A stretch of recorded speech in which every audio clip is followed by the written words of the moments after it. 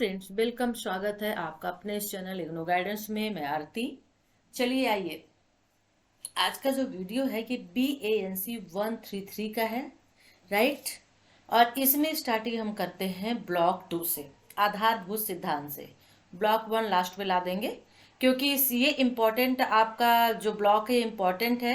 क्योंकि इम्पोर्टेंट इसलिए कि इसमें समाज है, राइट, इसमें संस्कृत है, नातेदारी, परिवार और विवाह। वेरी वेरी इंपॉर्टेंट, एक क्वेश्चन आएगा।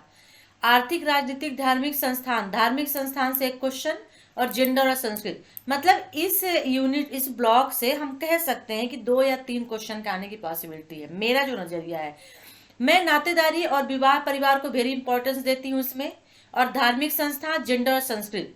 यानी अगर आप धार्मिक संस्थान को भी साइड में कर दो कोई बात नहीं, तो नातेदार, परिवार, विवाह, जेंडर, संस्कृत, समाज और संस्कृति वेरी वेरी इंपॉर्टेंट। तो चलिए फिर शुरू कर देते हैं, ठीक है ना। तो पहला जो यूनिट 4 है, ले लेते हैं समाज से, ठीक है। समाज, सामाजिक और सांस्कृतिक मानव विज्ञान के बीच क्या संबंध है वो देखेंगे। समूह क्या कहलाता है वो देखेंगे। जनजाति और जाति क्या होता है, थोड़ा थोड़ा सब पे नजर डालेंगे। और वेरी इंपॉर्टेंट है, समाज और संस्कृति के बीच क्या संबंध है। ये क्वेश्चन 100% पूछा जा सकता है, ठीक है। तो पहले प्रस्तावना देख लेते हैं। प्रस्तावना ऑलवेज पढ़ा करिए, क्योंकि इसमें एक चीज मिलती है कि लेसन पढ़ने के पहले जो आप पूरा लेसन पढ़ेंगे उसकी चीजें इसमें दी हुई होती हैं। तो जैसा कि पता है हमें कि मानव विज्ञान के केंद्र में कोई अवधारणा दी है तो मानव विज्ञान यानी समाज शास्त्र के केंद्र के रूप में जाना जाता है, और वह है समाज, ठीक है, यानी समाज की अवधारणा। तो यदि इस विचार को मान लिया जाए तो हम पाते हैं कि उप मनुष्यों के स्तर पर भी समाज पाया जाता है, जैसे कि आदि मानव, बंदरों और चिंपांजी, ठीक है, चिंपांजी मानव विज्ञान। तो इस बात का उल्लेख करते हैं कि मानव समुदायों के बीच संस्कृत की मौजूदगी अन्य जानवरों से मनुष्यों को अलग करती है, ठीक है। और इस तरह मानव को संस्कृतशील प्राणी के रूप में वर्णित किया गया है। अतः मनुष्य को जानने समझने के लिए हमें समाज और संस्कृत की गतिशीलता का अवलोकन करना चाहिए। तो मानव को समझने के लिए, जानने के लिए हम समाज और संस्कृत को पढ़ेंगे। चलिए फिर स्टार्ट कर देते हैं। सामाजिक और सांस्कृतिक मानव विज्ञान के बीच क्या संबंध है, राइट। तो मानव विज्ञान और समाज शास्त्र में 2 प्रमुख अवधारणाएं हमें देखने को मिलती हैं, ठीक है, जिसे समाज और संस्कृत कहते हैं। तो मानव विज्ञान चाहे कह लीजिए या चाहे समाज शास्त्र कह लीजिए, क्योंकि मानव विज्ञान समाज शास्त्र के अंतर्गत आता है, एक सब्जेक्ट है उसका, उप सब्जेक्ट, उप विषय आप कह सकते हैं, सब सब्जेक्ट, ठीक है। तो इसमें 2 प्रमुख अवधारणाएं हैं, एक समाज होता है और एक संस्कृत होता है। तो मानव समाज के मामले में ये दोनों अवधारणाएं एक दूसरे से जुड़ी हुई हैं, ठीक है ना। यानी कि गैर मानव समाज के मामले में स्थिति बिल्कुल अलग है। यानी यदि आप मानव समाज पढ़ेंगे तो ये दोनों अवधारणाएं आपको पढ़नी होंगी, दोनों एक दूसरे से जुड़ी हुई हैं, क्या, समाज और संस्कृत। लेकिन जब आप गैर मानव समाज के लिए बात करते हैं तो बिल्कुल इससे अलग हो जाता है, और पशु समाज को संस्कृत विहीन समाज के रूप में भी जाना जाता है। तो गैर मानव आदिम मानवों की कुछ गतिविधियों में संस्कृत की छाप मिलती है, ठीक है। जो आदि मानव हुआ करते थे पहले के, और आदि मानव को क्या कहा जाता था, उनकी लाइफ पशुओं के समान थी। यानी वो एक तरह से चिंपॉन्जी, बंदर की तरह दिखते थे आदि मानव, इसीलिए उनको गैर मानव कहा गया। तो उनमें संस्कृति कहाँ मिलती थी, क्योंकि उनका दिमाग नहीं था। अगर इतना दिमाग, इतना माइंड होता तो आग की खोज कर लेते, खाना बनाते, खाते पीते, कच्चे के ऊपर ऐसे क्यों निर्भर रहते हैं ना। तो बड़े तौर पर लंगूरों, चिंपांजी के बारे में कहा जाता है कि उनमें अल्प विकसित संस्कृत और भाषा का प्रयोग देखने को मिलता है, जिसे मेटा भाषा कहते हैं, ठीक है। और चिंपांजी अपने वातावरण से भोजन प्राप्त करने के लिए लकड़ी के कुछ औजारों का इस्तेमाल करते हैं, और तंजानिया में चिंपांजी के अध्ययन के दौरान जैन गुडाल ने ऐसा ही पाया, ठीक है। तो ये सामाजिक और सांस्कृतिक मानव विज्ञान के बीच संबंध है, राइट। और इसके अतिरिक्त मानव से इतर जीवन, जीव जंतु, पशु पक्षियों के कुछ कार्य, जैसे कि पक्षियों द्वारा बनाए गए घोंसले सदियों बाद उनकी भावी पीढ़ी द्वारा ऐसे ही बनाए जाते हैं। तो मानव से अलग हटके कुछ और चीजें भी हैं, जैसे जीव जंतु हो गए, पशु पक्षी हो गए, तो उनके कार्य जो पहले हुआ करते थे वो आज भी वही है। जैसे पक्षियों द्वारा बनाए गए घोंसले पहले भी बनाए जाते थे, सेम वैसे आज भी बनाए जाते हैं, है ना। तो भविष्य में किसी चिड़िया द्वारा बनाए गए घोंसले कालांतर में उसकी माँ द्वारा बनाए गए घोंसले के अनुरूप ही, अथवा उस प्रजाति से दूसरे सदस्यों द्वारा बनाए गए घोंसले के समान होंगे। मतलब चिड़िया जो घोंसला बनाती है वो सेम ही बनाती है, चाहे उसकी माँ बनाए या चाहे फिर उसके समूह प्रजाति के दूसरे लोग बनाए, ठीक है ना। तो गैर मानव जीव जंतुओं का परिणाम घोंसले के आकार और संरचना की समानता के प्रभुत्व को माना जा सकता है, ठीक है ना। और उनकी आनुवांशिक सामग्री में परिवर्तन होने पर उनके द्वारा निर्मित उत्पादों में बदलाव हो जाता है, परंतु मनुष्य में ऐसा नहीं होता, क्योंकि उनमें उत्पादों में बदलाव जारी रहता है और उसके उत्पाद उसके जैव आनुवांशिक पदार्थों की किस्म के होते हैं।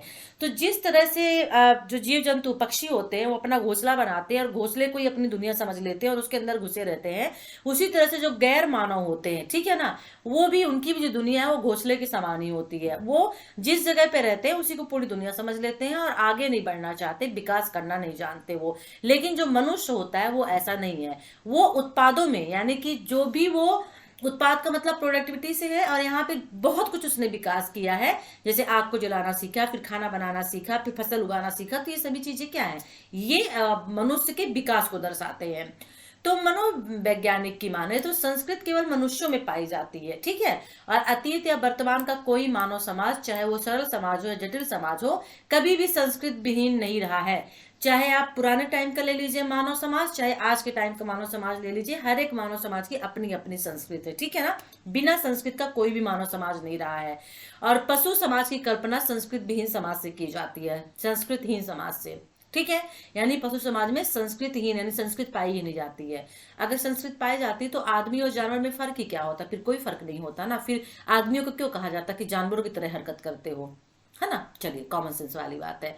तो जबकि मानव समाज की नहीं है, इसी कारण से ब्रोसलालो मालिनोस्की ने कहा कि संस्कृत का संबंध विशिष्ट रूप से मानव से ही है। संस्कृत जो होती है वो मानव में पाई जाती है, मानव उसका पालन करता है, उसको अपनाता है, सुसंगठित करता है और संचारित भी करता है अपनी पीढ़ी के लिए, ठीक है। तो समाज और संस्कृति की जो अवधारणाएं हैं वो मानव जीवन के निर्वाह प्रवाह की संकल्पनाएं हैं, और समाज की अवधारणा जनसंख्या और लोगों के समूह के बीच संबंधों के सिट पर बल देती है। अब भाई समाज जब आ जाता है, संस्कृत की अवधारणा, मानव के जीवन निर्वाह से जीवन जीने के लिए हमें संस्कृत और मूल्य की जरूरत होती है, कुछ नियम होते हैं जिनको हमें फॉलो करना पड़ता है, ठीक है ना। और जो समाज की अवधारणा होती है वो जनसंख्या और लोगों के समूह पर होती है। मतलब समाज किससे बनता है, मनुष्य से बनता है, मनुष्यों के समूह से बनता है, तो सीधी सी बात उसकी अवधारणा मनुष्य ही होगा। तो तुलना करने पर हम पाते हैं कि संस्कृत रीति रिवाजों और प्रथाओं का नाम है।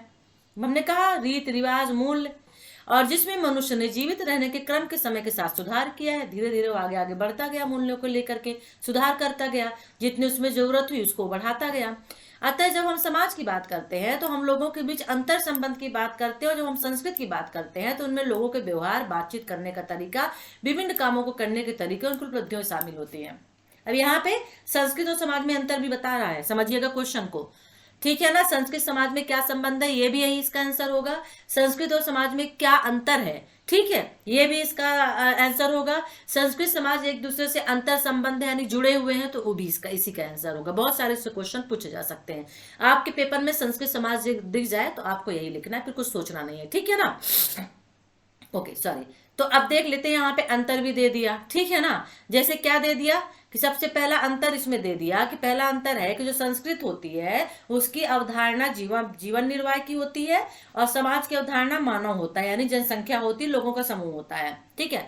संस्कृत जो है तो संस्कृत रीति रिवाज और प्रथाओं का नाम है, ठीक है। और जो समाज है तो किसके बीच है, लोगों के बीच अंतर संबंधों की बात करता है, यानी अंतर संबंध का है, ठीक है। तो संस्कृत रीति रिवाज और प्रथाओं का नाम है, जिसमें मनुष्य जीवित रहने के क्रम के साथ सुधार भी करता है, और समाज की जब बात करते हैं तो समाज लोगों के बीच अंतर संबंध की बात करते हैं। संस्कृत की बात करते हैं, संस्कृत लोगों के व्यवहार, बातचीत करने का तरीका, विभिन्न कामों को करने के तरीके को उपलब्धियां होती है, ठीक है ना, राइट। तो यहाँ पे समाज और संस्कृत का अंतर भी दे दिया गया है, ओके। अब उदाहरण के लिए किसी माँ और उसके बच्चे के बीच का रिश्ता एक सामाजिक संबंध होता है, ठीक है, परंतु बच्चा और माँ एक दूसरे से कैसे व्यवहार करें यह संस्कृत का एक भाग है। संस्कृत में बताया जाता है कि हमारे बीच एक मर्यादा होती है, माँ और बेटे, माँ और बेटी के बीच में, कोई भी हो, पिता और बेटी, बेटा ले लीजिए, ठीक है ना, जो भी एक रिलेशन बना हुआ है तो एक मर्यादा होती है, एक व्यवहार होता है, रिलेशन होता है, एक लिमिट होती है, और क्या रिश्ता होता है ये बताया जाता है। तो माँ और बच्चे का संबंध सार्वभौमिक है, परंतु अलग अलग संस्कृतियों की माँ और बच्चों के व्यवहार और कार्यों में काफी भिन्नता होती है। उदाहरण के लिए कोई अमेरिकी माँ फिलीपींस की माँ तुलना में अलग होगी, और उन दोनों में भिन्नता संस्कृत का परिणाम होगी। हमारी भारतीय संस्कृति अलग कहती है, हमारी भारतीय संस्कृति अलग है जो हम अपने बच्चों से प्यार करते हैं। हम उन्हें 25-26 साल में सेल्फ डिपेंड होना सिखाते हैं, लेकिन जो फॉरेन की संस्कृति होती है, जो विदेशी संस्कृति है, वो बच्चों को 15-16 साल में सेल्फ डिपेंड होना सिखा देती है। क्या है ये फर्क है कि नहीं है?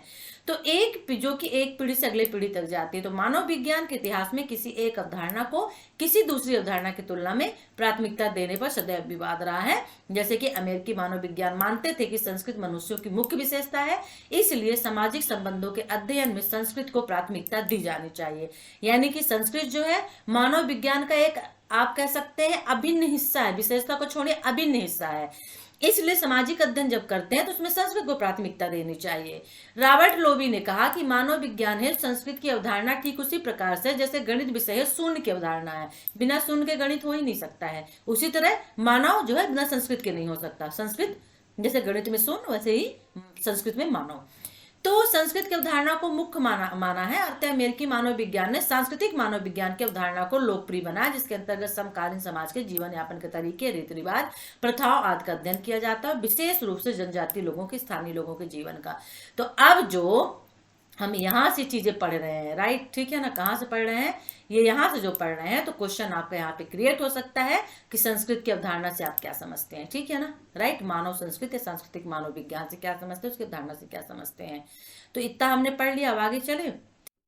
एक क्वेश्चन और क्रिएट हो सकता है कि जो संस्कृत है, ठीक है ना, यानी कि समाज और संस्कृत सिक्के के एक सिक्के के दो पहलू हैं, कैसे सिद्ध करें।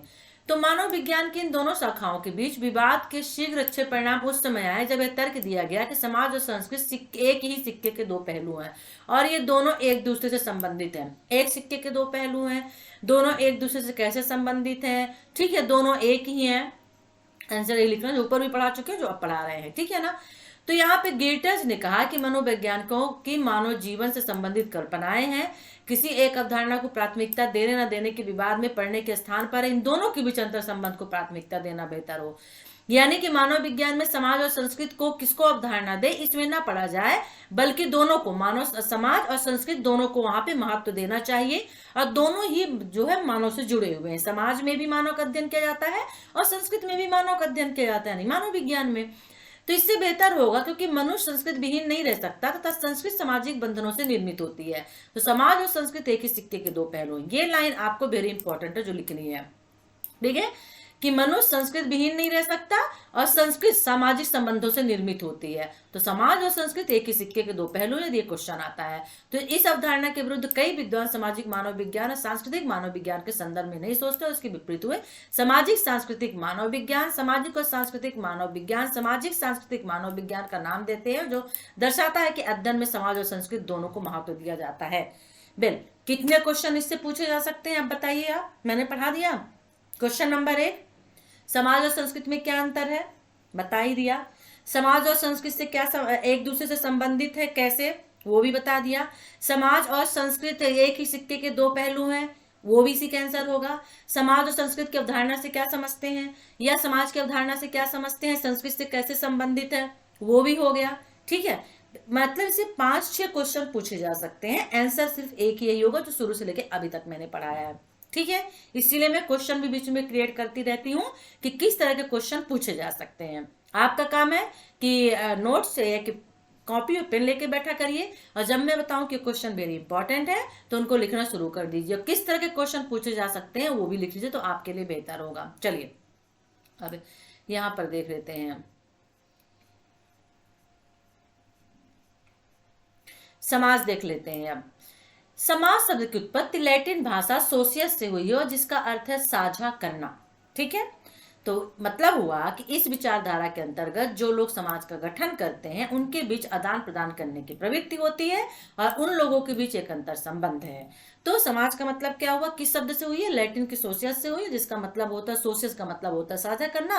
तो इसका मतलब हुआ कि जो समाज है, इस विचारधारा के अंतर्गत जो लोग समाज का गठन करते हैं उनके बीच आदान प्रदान करने की प्रवृत्ति होती है, उन लोगों के बीच एक अंतर संबंध होता है, और समाज की वही समाज कहलाता है। और समाज जनरली जो होता है व्यक्तियों का समूह होता है, आप ऐसा भी कह सकते हैं, व्यक्तियों का एक समूह जिनके आप बीच में आपस में अंतर संबंध होता है और समाज कहलाता है। ये व्यक्ति एक दूसरे से संबंधित होते हैं, ठीक है, एक दूसरे पे वस्तुओं का, विचारों का आदान प्रदान करते हैं, जो समाज है। तो समाज की जो अवधारणा है, अनुभव जन स्तर पर देखा जाए तो समाज का धारणा का तात्पर्य है कि समाज में लोगों के समूह शामिल होता है। कोई व्यक्ति एकल होता है, वह सामाजिक मूल्य व्यवहार के मानदंडों को जिस समाज का अंग होता है उसके कार्य करने की तकनीक को आत्मसात करने में सक्षम होता है तथा उस समाज से दूसरे के साथ अपने संबंध को, ठीक है ना, उस समाज के दूसरे लोगों के साथ अपने संबंध स्थापित करने में भी सक्षम होता है। तो जब कोई मनुष्य सामाजिक वस्तु बन जाता है तो उसे व्यक्ति कहा जाता है। एक साथ में ही हो गया, ठीक है ना। क्या कहा जाता है? उसे व्यक्ति कहा जाता है, ठीक है ना। और सरल शब्दों में हम कहते हैं कि सामाजिकृत मनुष्य उस मनुष्य को कहा जाता है जो समाज में रहने के तरीकों को सीख लेता है, यानी अपने को साझा करने की प्रवृत्ति को, अपने विचारों को आदान प्रदान करने की प्रवृत्ति को सीख लेता है। तो प्रत्येक व्यक्ति दूसरे के साथ संबंधित है और ये अंतर संबंध समाज की अवधारणा के मूलभूत सिद्धांत है। तो एक व्यक्ति दूसरे व्यक्ति के साथ संबंधित है, अपने विचारों को आदान प्रदान करता है, अपने विचारों को साझा करता है, वस्तुओं का आदान प्रदान करता है, ठीक है ना। तो ये अंतर संबंध कहलाता है और यही अंतर संबंध समाज की मूलभूत अवधारणा है। अरस्तु ने क्या कहा है समाज के बारे में, अब ये पढ़ लीजिए क्योंकि हो सकता है समाज से क्या समझते हैं, अरस्तु के नजरिए से समझाइए, अरस्तु का विश्लेषण दीजिए, अरस्तु के दृष्टिकोण से समझाइए। एक क्वेश्चन ये क्रिएट यहाँ पे हो रहा है, समाज के साथ साथ में अरस्तु का नाम आ जाएगा, ठीक है। तो मनुष्य एक राजनीतिक यानी सामाजिक प्राणी है। तो आप यहाँ पे सामाजिक लिख सकते हैं कि मनुष्य एक सामाजिक प्राणी है और जिसका मतलब है कि मनुष्य समूह में साथ में रहता है, एक साथ रहता है। जो मैंने आपको कहा कि व्यक्तियों का समूह ही समाज कहलाता है। तो अरस्तु ने यह भी कहा है कि अकेला रहने वाला है तो जानवर हो सकता है या ईश्वर हो सकता है, दो ही व्यक्ति अकेले रह सकते हैं और रहते भी हैं। तो अतः कोई भी मनुष्य कभी भी अकेला या अलग थलग नहीं रहता है। तो किसी मनुष्य को कठोरता सजा के रूप में अकेले जीवन बिताने की सजा दी जाती है, यानी किसी मनुष्य को सजा के रूप में है तो अकेला रहता है। और कहा जा सकता है कि समाज वह ढांचा जिसे मानव विज्ञानियों, समाज शास्त्रियों ने मानव व्यवहार उसके विश्लेषण हेतु बनाया है। तो अब समझ में आ गया कि समाज क्या है, ठीक है। समाज एक सामाजिकृत मनुष्य को कहा जाता है। समाज के रहने के तरीके, अपनी प्रवृत्तियों को साझा करता है, अपने विचारों को आदान प्रदान को साझा करता है, प्रत्येक व्यक्ति दूसरे व्यक्ति के साथ संबंधित होता है। ये सिद्धांत समाज की अवधारणा के मूलभूत सिद्धांत है। और अरस्तु का जिक्र आता है तो मनुष्य एक राजनीतिक यानी सामाजिक प्राणी है और मनुष्य समूह में एक साथ रहता है और कोई भी व्यक्ति अकेला नहीं रह सकता। अकेला सिर्फ रह सकता है तो जानवर या फिर भगवान रह सकता है, ठीक है। और कोई भी मनुष्य कभी भी अकेला अलग थलग नहीं रहता है। अलग थलग वो तभी रह सकता है जब उसे कोई कठोर सजा दी गई हो, ठीक है ना, राइट। तो समाज को व्यक्तियों के समूह के रूप में परिभाषित किया जा सकता है और प्रत्येक समूह समाज का निर्माण नहीं करते। जरूरी नहीं है कि व्यक्ति का जो समूह होता है वो समाज कहलाता है, तो जो समूह हो समाज का निर्माण करें। उदाहरण के लिए भीड़ को भी हम समूह बोलते हैं ना, झुंड को भी व्यक्तियों का समूह कहा जाता है। लेकिन जैसे इस प्रकार के समूह को प्रेरित करने वाले घटक गौण हो जाते हैं। कोई नेता है तो वहां पे झुंड एक भीड़ इकट्ठी हो जाती है, कोई एक्सीडेंट हुआ तो झुंड और भीड़ इकट्ठी हो जाती है, तो उसे तो हम समाज नहीं कह सकते हैं ना। तो समाज की एक सीमा मर्यादा लिमिट होती है, ठीक है ना। तो इस प्रकार समूह भी समाप्त हो जाता है। तो तुलनात्मक रूप से देखा जाए तो सदियों से मनुष्य की सामूहिकता और समूह के सभी सदस्यों के बीच एकता की भावना ही समाज का सृजन होता है। तो जब मनुष्य के बीच में सामूहिकता की भावना हो, एकता की भावना हो, संस्कृतियों का आदान प्रदान हो, वेरी इंपॉर्टेंट, संस्कृत का मूल्यों का आदान प्रदान हो, वही व्यक्ति समाज में रहता है, वही समूह जो होता है वो समाज कहलाता है। तो समाज के जो सदस्य होते हैं उनको अपने क्षेत्र से लगाव होता है और सामूहिक रूप से उसे संरक्षित करते हैं, बचाते हैं और आगे संचरित भी करते हैं आगे की पीढ़ियों के लिए। तो समाज के सदस्यों के बीच श्रम का विभाजन भी होता है और समाज के प्रत्येक समूह का कार्य अलग अलग निर्धारित होता है और प्रत्येक समाज अपने आप में छोटी छोटी इकाइयों में विभाजित होता है, ठीक है। और इकाइयों को उस समाज का समूह कहा जाता है। ये अरस्तु के अकॉर्डिंग है। तो क्वेश्चन यदि आपसे पूछता समाज से क्या समझते हैं, अरस्तु के दृष्टिकोण को समझाइए या अरस्तु के दृष्टिकोण से समाज को समझाइए, तो समाज और अरस्तु आ जाते हैं। तो आपको फिर यहां से लेकर के यही सब चीज इसमें लिख देनी, ठीक है, ओके। चलिए, मनुष्य एक सामाजिक प्राणी है किस तरह से, तो भी आप यही लिखेंगे। अब समूह देख लेते हैं। समूह क्या है? समाज तो हो गया ना, संस्कृत को भी ऊपर देख ले, समाज को भी देख ले, हो सकता है संस्कृत को नीचे भी दिया गया हो। और मैं कभी भी पीडीएफ पहले से नहीं खोलती। एक चीज मैं जरूर कहना चाहूंगी, जब भी मुझे जो भी सब्जेक्ट पढ़ाना होता है, ट्रस्ट मी, आज तक कभी भी मैंने पीडीएफ को नहीं खोला कि मैं पहले देखूं, उसे एक बार पढ़ूं, देन आपको पढ़ाऊं। आपको पढ़ाने के उद्देश्य से पीडीएफ खोलती हूँ, जो आता जाता है मैं आपको पढ़ाती जाती हूँ। यही मेरी एक विशेषता है, ठीक है, क्योंकि मैं पीडीएफ खोल के पढ़ के टाइम बर्बाद करना नहीं चाहती। ओके, अब समूह देख लेते हैं कि समूह क्या कहलाता है। समूह जीव के साथ तुलना करके समाज की अवधारणा को आगे विकसित किया गया है और इसे मूलभूत समरूपता के रूप में जाना जाता है, जिसका अर्थ है समाज को समझने हेतु जीव के मॉडल का उपयोग किया जाता है। तो समाज को समझने के लिए जो जीव का मॉडल होता है, ठीक है ना, यानी कि जो मानव का मॉडल होता है उसको यहाँ पे उपयोग किया जाता है। और समाज की अवधारणा को आगे किसने विकसित किया, कैसे विकसित किया गया? जीव के साथ तुलना करके। जीव का मतलब यहाँ जीव जंतु यानी मानव से हो गया, यानी साइंस पे हम चले गए थोड़ा सा, ठीक है। अब जैसे कोई जीव अंगों में विभाजित होता है, कोई भी जीव है, हमारा शरीर है, जीव का मतलब मानव हो गया, हमारा मानव का शरीर हो गया जो अंगों में विभाजित हो गया, ठीक है, बट गया। और अंग जो होते हैं वो ऊतकों में विभाजित होते हैं, ऊतक होते हैं, ठीक है ना। और ऊतक जो होते हैं कोशिकाओं में होते हैं, अब सेल्स में होते हैं वो, ठीक है ना। ऊतक कहाँ होते हैं? सेल्स में होते हैं। ठीक इसी प्रकार समाज भी समुदाय में विभाजित होता है, समुदाय समूह में विभाजित होते हैं और समूह व्यक्तियों में होते हैं। या आप जस्ट अपोजिट ले लीजिए, सम व्यक्ति जो होते हैं तो व्यक्ति से समूह बनता है, एक समूह से क्या बनता है, ऐसे लेते हैं, व्यक्ति से समूह बनता है, समूह से समुदाय बनता है और समुदाय से जो है ये समाज बनता है, ठीक है ना। आया समझ में? ओके, चलिए। तो यहाँ पे आप देख सकते हैं विखंडन की प्रक्रिया कैसे होती है एक समाज की, ठीक है, समूह के विखंडन की प्रक्रिया कैसे होती है। तो जीव हो गया, राइट, ये देखिए जीव, समाज। जीव में अंग होते हैं, ठीक है, फिर ऊतक होते हैं, कोशिका होती है, टिश्यू, ऊतक यानी टिश्यू, तो बॉडी हो गई, बॉडी के अंदर टिश्यू, टिश्यू के अंदर कोशिकाएं, सेल्स हो गई।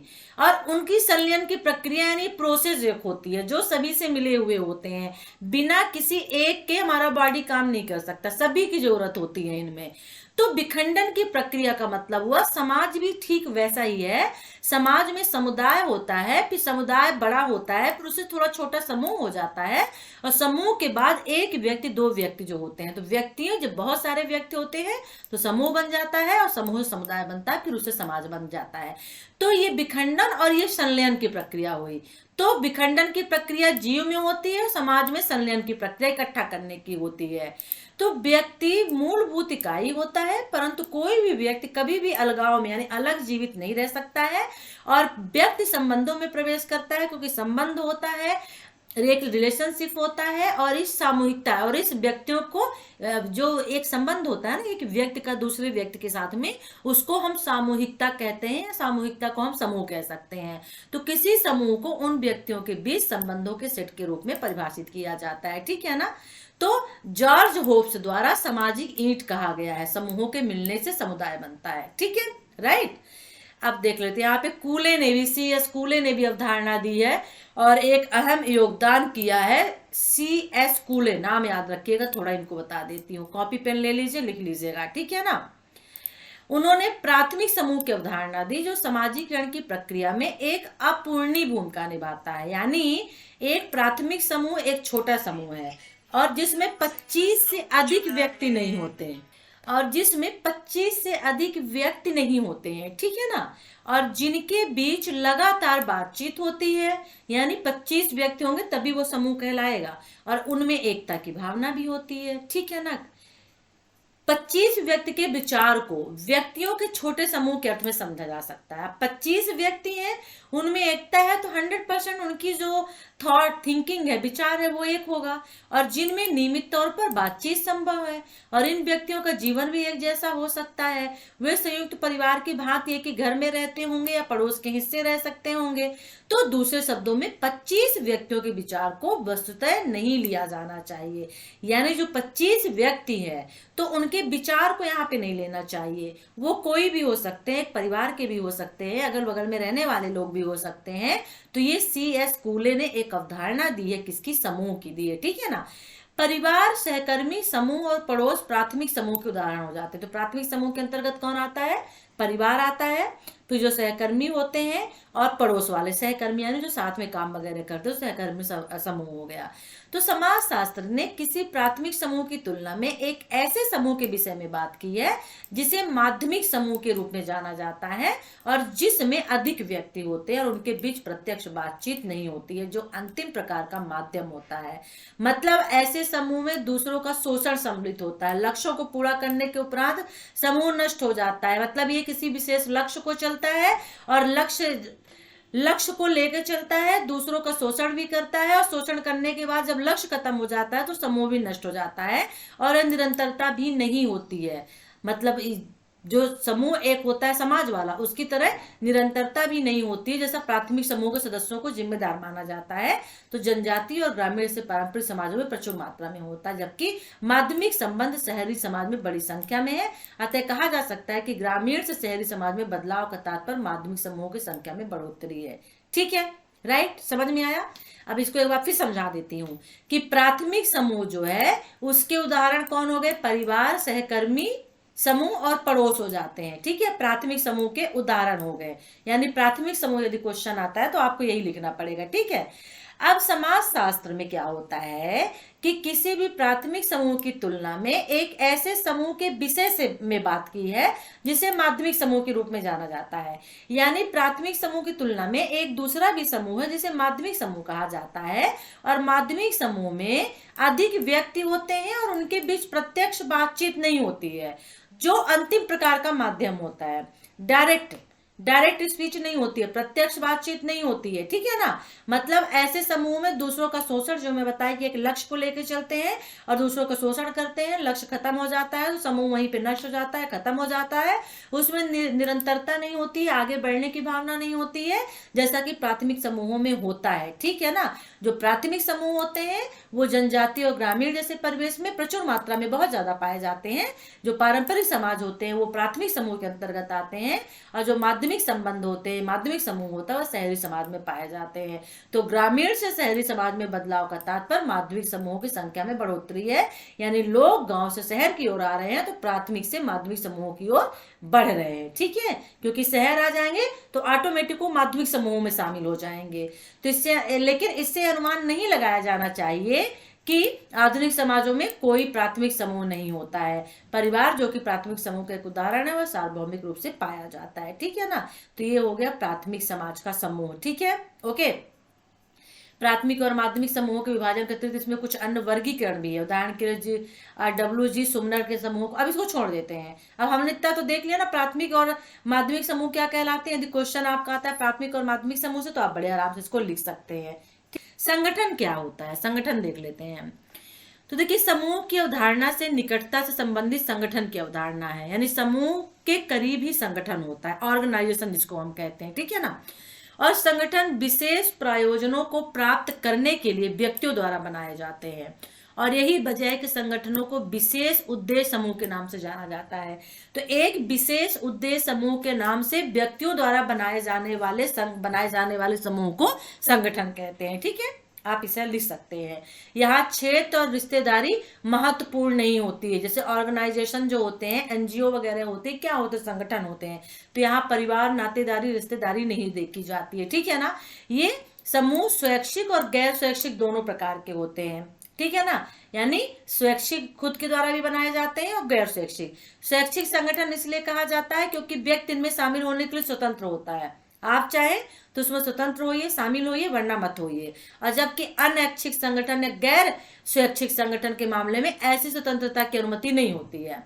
जैसे सिंगापुर में मामले में प्रत्येक पुरुष को सेना का सदस्य होना होता है। प्रत्येक पुरुष को, व्यक्ति अपने विवेक का प्रयोग यहाँ पर नहीं कर सकता है। और एक स्वैच्छिक संगठन में शामिल होने न करने की स्वतंत्रता व्यक्ति को दी जाती है। ठीक है ना, उदाहरण के लिए कोई व्यक्ति जात समूह का सदस्य हो तो हो सकता है, परंतु जरूरी नहीं कि जाति संगठन का भी सदस्य हो। यानी कोई व्यक्ति समूह का सदस्य हो सकता है, जात समूह का हो सकता है, लेकिन जात संगठन का हो ये जरूरी नहीं है। तो जात समूह की सदस्यता वर्णात्मक है, जो कि माता पिता किसी भी जात से संबंधित होते तो बच्चा भी जन्म के आधार पर उस जात का सदस्य बन जाता है। इसलिए वो जाति समूह का सदस्य होता है, क्योंकि उसे आनुवांशिकता में मिलती है, अपने पेरेंट्स के द्वारा मिलती है। ठीक है ना, और तुलनात्मक रूप में देखा जाए तो किसी भी संगठन के साथ जाति का संबंध सदस्यों के हितों को आगे बढ़ाने के एकमात्र उद्देश्य से स्थापित किया जाता है और एक स्वैच्छिक होता है। तो जब संगठन बनाया जाता है जात के आधार पर बनाया जाता है, कुछ ऐसे संगठन हिंदूवादी, मुस्लिमवादी, इस तरह के होते हैं ना संगठन, तो ये जात के आधार पर होते हैं। इनका एकमात्र उद्देश्य ही होता है, ठीक है ना, जो सदस्य होते हैं उसके उनके हितों को आगे बढ़ाया जाए, उनके संस्कृत मूल्यों को आगे बढ़ाया जाए। तो ये स्वैच्छिक होते हैं, ठीक है ना, जरूरी नहीं कि सभी लोग इसमें शामिल ही हों।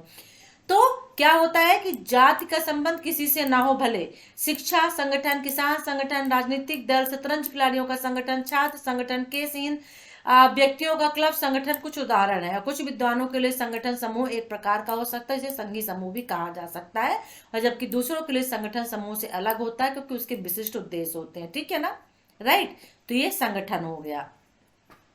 समुदाय तो देख लिया ना, तो विभिन्न समूहों के समुच्चय को समुदाय कहते हैं और इसकी कुछ खास विशेषताएं होती हैं और जिसके द्वारा किसी समुदाय की पहचान की जाती है, ठीक है ना।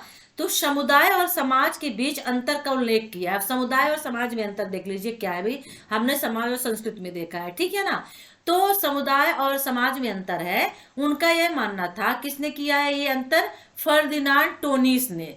किसने किया है, याद रखिएगा, फर्दिनांड टोनीस ने अंतर किया है समुदाय और समाज में। उनका मानना था कि इसमें पहले वाली एकीकृत इकाई थी और जिससे विभिन्न सामाजिक बदलावों के कारण टूटना शुरू हो गया। इकट्ठी थी लेकिन जब समाज में बदलाव होने लगे तो टूटना शुरू कर दी, मतलब अलग होने लगे। कोई समुदाय एक समान भावनाओं को साझा करने वाले व्यक्तियों के समुच्चय के रूप में परिभाषित कर सकते हैं, यानी समुदाय को भावनाओं को साझा करने वाले व्यक्तियों के समुच्चय के रूप में। व्यक्तियों का समुच्चय यानी बहुत सारे व्यक्ति उसमें जब शामिल होते हैं, ठीक है, और जिससे सभी महसूस करते हैं कि वे एक ही शरीर के अंग हैं, ये समुदाय होता है, ठीक है। और दूसरे शब्दों में कहा जा सकता है कि वे सभी लोग एक दूसरे से जुड़े होने की भावना साझा करते हैं कि हम एक दूसरे से जुड़े हैं और एक दूसरे के साथ हैं। तो यह मानदंड कुछ मामलों पर लागू होता है परंतु दूसरों पर नहीं। विशेष रूप से उन लोगों पर लागू नहीं होता जो किसी अन्य स्थान क्षेत्र से में प्रवासित हो जाते हैं, मतलब जगह चेंज कर देते, शहर से गांव, गांव से शहर में आ जाते हैं या एक शहर से दूसरे शहर में चले जाते हैं, ठीक है ना। तो समय के साथ अन्य छोटे छोटे समुदायों में बंट जाते हैं। तो विशेष रूप से तब होता है जब मूल समुदाय का आकार बहुत बड़ा हो जाता है और वह स्थानीय क्षेत्र उसके संसाधनों पर दबाव डालने लगते हैं और इस कारण उनके कुछ सदस्य उससे अलग हो जाते हैं और किसी दूसरे क्षेत्र में चले जाते हैं, ठीक है, और वहां किसी अलग समुदाय की स्थापना करते हैं और किसी अलग स्थान पर रहने के बावजूद उस विशेष समुदाय के लोगों को अप्रादेशिकृत किया जा सकता है, ठीक है ना, परंतु वे पहले वाले समुदाय से जुड़ी अपनी साझी भावनाओं को जारी रखते हैं, ठीक है। तो ये समुदाय हो गया और किसके अंतर्गत देखा? फर्डिनांड टोनीस के अंतर्गत हमने देखा, ठीक है।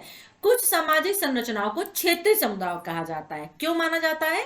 क्योंकि वे समुदायों की विभिन्न विशेषताओं को साझा करते हैं परंतु वे वास्तविक समुदाय नहीं होते हैं, ठीक है। जैसे किसी बोर्डिंग स्कूल, मठ और महिला मठ, जेल आज से ले सकते हैं उदाहरण के तौर पर। इस यूनिट में से वेरी इंपॉर्टेंट तो आपके लिए हो जाता है समाज संस्कृत समूह, ठीक है, समाज संस्कृत समूह, ये वेरी इंपॉर्टेंट है। जाति विवाह से क्या तात्पर्य? ओ ये देख लेते हैं जाति विवाह कहाँ है, यानी जात में ही विवाह होना, ये थोड़ा सा इंपॉर्टेंट आपके लिए हो सकता है, ठीक है, कि समाज से क्या समझते हैं। कभी कभी क्वेश्चन घूम, क्योंकि एक यूनिट के अंतर्गत दिया है तो समाज और संस्कृति से क्या समझते हैं और जाति विवाह से आप क्या समझते हैं, ठीक है ना। तो हो सकता है कि ये आपसे क्वेश्चन पूछ रहे हो। जाति विवाह शायद हमें नीचे देखने को मिलेगा, ठीक है ना।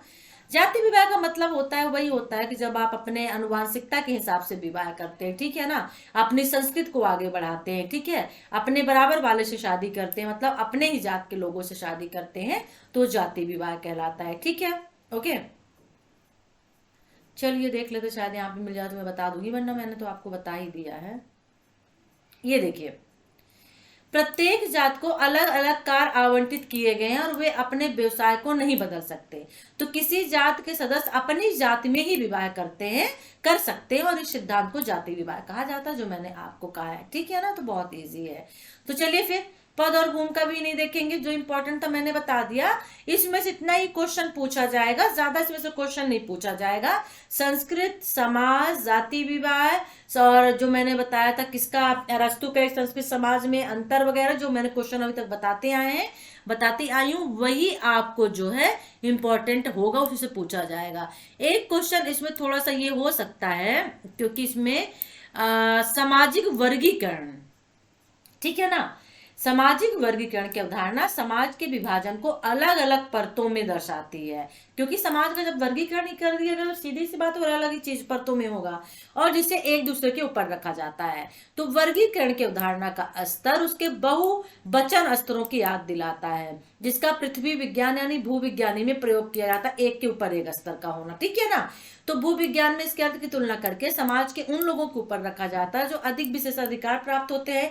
सबसे पहले उन लोगों के ऊपर रखा जाएगा जिनको विशेष अधिकार प्राप्त हैं, ठीक है ना, और वह भी उनके मुकाबले से कम विशेषाधिकार प्राप्त होते हैं, ठीक है।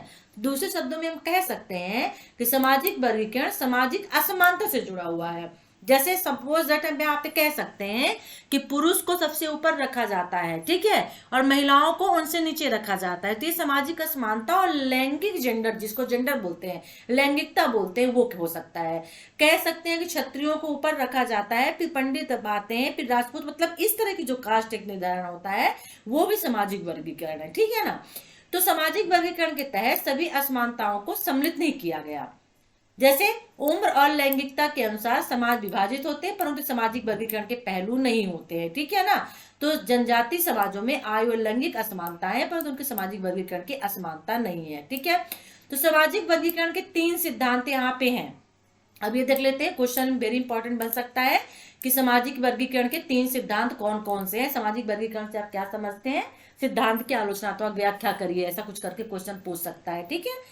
तो वह सिद्धांत, पहला वह सिद्धांत इसमें लोग जीवन शैली के अनुसार विभाजित होते हैं। तो पहला क्या हो गया, जीवन शैली, यानी कि कुछ जीवन शैलियों को दूसरों से बेहतर माना जाता है। जैसे ब्राह्मणों की जीवन शैली को अन्य जातियों की जीवन शैली से श्रेष्ठ माना गया। मैंने कहा नहीं, आपको सामाजिक वर्गीकरण में पढ़ने को मिलेगा। और इस सिद्धांत को स्थित कहा जाता है। जात किसी स्थित समूह का उदाहरण है जो कि जैसे पहले थी आज भी वही है, ठीक है ना। तो ये जीवन शैली हो गया।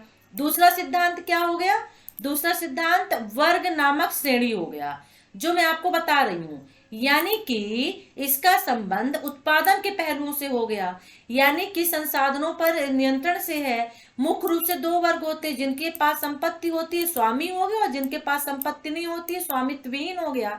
तो उत्तरार्ध उस संपत्ति पर कार्य करते हैं जिस पर प्रथम श्रेणी सदस्यों का स्वामित्व होता है, और अपने कार्य के बदले मजदूरी प्राप्त करते हैं, वे मजदूर होते हैं। तो जिनके पास संपत्ति है और जिनके पास नहीं है, दूसरा वर्ग, जिनके पास नहीं है वो जाते हैं जिनके पास संपत्ति है, जमीन है, उनके पास खेती किसानी करते हैं, मजदूरी प्राप्त करते हैं। तो कार्ल मार्क्स का यह मानना था कि साम्यवाद के पहले चरण के बाद मानव इतिहास में प्रत्येक समय जब कोई वर्ग नहीं था तब भी इन 2 वर्गों की उपस्थिति इसकी विशेषता थी, ठीक है ना, जिसे आदिम साम्यवाद के रूप में जाना जाता है। तो यहाँ पे क्या हो गया, दूसरी व्यवस्था भी हमने देख ली। दूसरा है वर्ग नामक श्रेणी। तीसरा सिद्धांत क्या है, राजनीतिक शक्ति। तो प्रत्येक समाज में कुछ लोग होते हैं जो दूसरों पर राज करते हैं, अपनी चाहत के अनुसार दूसरों से काम लेते हैं। कार्ल मार्क्स के हिसाब से देखें तो संसाधनों पर नियंत्रण के लिए ताकत लगाई जाती है, बिल्कुल सही है। और ये भी कहा जा सकता है कि जो लोग आर्थिक संसाधनों पर नियंत्रण रखते हैं वे भी राजनीतिक शक्ति का प्रयोग करते हैं, ठीक है ना। तो यहाँ पर आर्थिक संसाधनों पर नियंत्रण उनके लिए जरूरी नहीं है कि वे राजनीतिक शक्ति का प्रयोग करें, ठीक है। तो आर्थिक संसाधनों पर नियंत्रण करना, ठीक है, दूसरों पर राज करना, अपने चाहत के अनुसार अपने इच्छा अनुसार काम लेना ही राजनीतिक शक्ति कहलाता है। तो यहाँ पे हो गए ना 3 हमने सिद्धांत देख लिए सामाजिक वर्गीकरण के, वेरी वेरी इंपॉर्टेंट हो सकता है, ठीक है। तो पहला जो है वो जीवन शैली हो गया, दूसरा वर्ग नामक श्रेणी हो गया, और तीसरा राजनीतिक शक्ति हो गया, ठीक है, राइट, लिख लीजिएगा। तो वर्गीकरण के 3 सिद्धांत ओवरलैप हो सकते हैं, वह भी इस अर्थ में जो पद पदानुक्रम में उच्चतम स्थान पर होते हैं और वे अर्थव्यवस्था को नियंत्रित करते हैं, राजनीतिक शक्ति का प्रयोग करते हैं, उस प्रकार की स्थिति संचयी असमानता होती है, ठीक है। तो देख लिया ना सामाजिक वर्गीकरण क्या कहलाता है। हो सकता है वेरी इंपॉर्टेंट क्वेश्चन बन सकता है। समाज और संस्कृति के बीच संबंध नहीं देखेंगे, जो हम शुरू में पढ़ के आए हैं वही समाज और संस्कृति के बीच में संबंध होता है, दोनों एक दूसरे से जुड़े हुए हैं, तो वही आपको लिख देना है। अब यहाँ पे सारांश आ गया, मतलब ये जो है यूनिट जो है आपके फिनिश हो चुकी है, क्योंकि हमने थंबनेल में समाज और संस्कृत दोनों को साथ में ले लिया था। लेकिन अभी इस वाले में सिर्फ और सिर्फ हम क्या लेते हैं, समाज को लेते हैं। संस्कृत का हम दूसरा वीडियो बना देंगे, हालांकि थोड़ी है लेकिन इंपॉर्टेंट है, और इससे क्वेश्चन जरूर पूछा जाएगा। संस्कृतिकरण और सामाजिकरण से क्या मतलब है, या फिर संस्कृत के लक्षण, संस्कृत की जटिलता और संस्कृत क्षेत्र आपसे पूछ सकता है। संस्कृत स्थिर होती है फिर भी गतिशील होती है, स्थिर होकर भी गतिशील होती है, क्यों, ये क्वेश्चन इंपॉर्टेंट है। तो नेक्स्ट वीडियो में लेंगे, ठीक है। तो वीडियो को लाइक कर दीजिए, शेयर कर दीजिए, चैनल को सब्सक्राइब कर लीजिए नहीं किया है तो। ठीक है, चलिए फिर कोई क्वेरी हो तो आप कमेंट्स कर सकते हैं और साथ में ही हमसे व्हाट्सएप पे जुड़ सकते हैं। वीडियो के डिस्क्रिप्शन बॉक्स पे व्हाट्सएप का और टेलीग्राम का लिंक दिया हुआ है, तो वहां से ज्वाइन कर लीजिए। Take care, bye.